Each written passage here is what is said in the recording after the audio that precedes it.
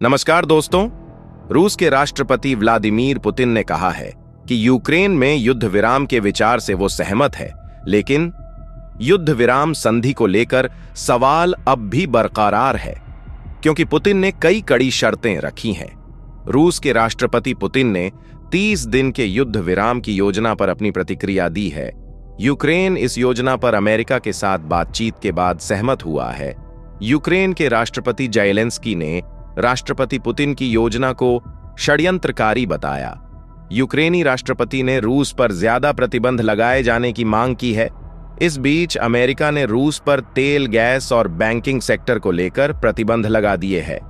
राष्ट्रपति पुतिन ने युद्ध विराम के प्रस्ताव को लेकर कहा, विचार तो सही है, हम इसका समर्थन करते हैं, मगर कुछ सवाल है जिन पर हमें चर्चा करने की जरूरत है। लेकिन आगे बढ़ने से पहले इस वीडियो को एक लाइक करके चैनल को सब्सक्राइब जरूर कर लीजिए, क्योंकि यह आपके लिए 1 सेकंड का काम है, लेकिन इससे हमारी काफी बड़ी मदद होती है। दरअसल पुतिन ने कहा, इस युद्ध विराम से शांति स्थापित होनी चाहिए और इस संकट के मूल कारण दूर होने चाहिए। हमें हमारे अमेरिकी सहयोगियों के साथ बात करने की जरूरत है। हो सकता है कि मैं डोनाल्ड ट्रंप से बातचीत करूं। 30 दिनों के लिए युद्ध विराम यूक्रेन के लिए अच्छा रहेगा। उन्होंने कहा कि वो इसके समर्थन में है, लेकिन इसको लेकर पेचीदगियां हैं। राष्ट्रपति पुतिन ने कहा कि विवाद का एक इलाका कुर्स्क है, जहां पिछले साल यूक्रेन ने सैन्य घुसपैठ की थी। इस दौरान यूक्रेन ने कुछ हिस्से पर कब्जा कर लिया था। रूस ने कुर्स्क पर पूरी तरह से नियंत्रण कर लिया है और यूक्रेन के सैनिकों को अलग थलग कर दिया है। वो भागने की कोशिश कर रहे हैं, लेकिन हमने पकड़ बना ली है। उनके साजो सामान लावारिस पड़े हैं। कुर्स्क में यूक्रेन के पास 2 विकल्प है, या तो सरेंडर करें या फिर मरें। युद्ध विराम किस तरह काम कर पाएगा, इसको लेकर भी पुतिन ने कई सवाल है। उन्होंने कहा कि उन 30 दिनों का कैसे इस्तेमाल होगा, लड़ाई को खत्म करने का आदेश कौन देगा और किस कीमत पर होगा। इन सभी सवालों पर दोनों पक्षों की तरफ से सावधानी पूर्वक काम करने की जरूरत है। दूसरी तरफ ज़ेलेंस्की ने कहा कि पुतिन कुछ भी सीधे नहीं कहते हैं, लेकिन व्यवहार में वो इसे खारिज करने की तैयारी कर रहे हैं।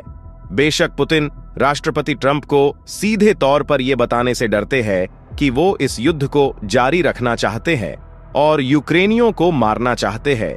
रूस ने पहले से कई सारी शर्तें रख दी हैं जो बिल्कुल काम नहीं करेंगी। यूक्रेन 2 चरणों में ये चाहता है, पहले तुरंत युद्ध विराम लागू किया जाए और फिर दीर्घकालिक समझौते को लेकर बातचीत हो। रूस का मानना है कि 2 चरणों को अलग अलग नहीं किया जा सकता है और सभी मुद्दों को एक ही सौदे में तय किया जाना चाहिए। दोनों पक्ष अपने मतभेदों पर बहस करने में संतुष्ट दिखते हैं। रूस पर इस बात को लेकर दबाव बना सकता है कि वो शांति नहीं चाहता है। रूस इसी तरह से मानता है कि अब उसके पास नाटो के विस्तार और यूक्रेन की संप्रभुता के बारे में अपनी बुनियादी चिंताओं को उठाने का मौका है। लेकिन यह डोनाल्ड ट्रंप के लिए भी एक समस्या खड़ी कर सकता है। ट्रंप ने स्पष्ट कर दिया है कि वह तुरंत परिणाम चाहते हैं, जिससे कुछ ही दिनों में लड़ाई समाप्त हो जाए, और फिलहाल ऐसा लग रहा है कि पुतिन मामले में आगे बढ़ना नहीं चाहते हैं।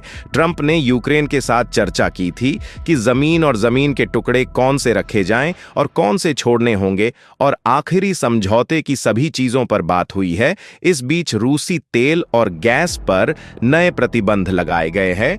इनमें ट्रंप प्रशासन ने अमेरिकी भुगतान प्रणालियों तक रूस की पहुंच को और सीमित कर दिया है, जिससे अन्य देशों के लिए रूसी तेल खरीदना और मुश्किल हो गया है।